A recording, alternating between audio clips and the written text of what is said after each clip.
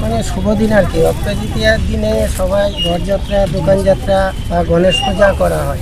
অক্ষয় তৃতীয়া মানে যে পার্বতী শিবকে অন্ন দান করেছিল, তার লেগে অক্ষয় তৃতীয়া। অক্ষয় তৃতীয়া মানে একটা দিন সব কাজেই শুভ।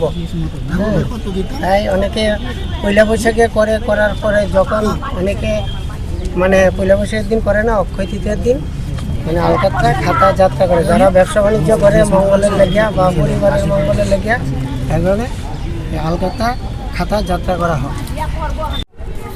অক্ষয় তৃতীয়া তিথি রাম ঠাকুর আবির্ভাব হয়েছিল। এই তিথিটা খুবই সুন্দর।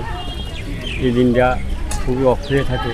যে দান করে, যে যেভাবে দান করে সেটাই অক্ষয় থাকে। কিন্তু তাই এই জন্য হালকাতা এবং ব্রাহ্মণরা অক্ষয় তৃতীয়ার দিন যাত্রাটা অক্ষয় থাকে, মানে দিনটা অক্ষয় থাকে।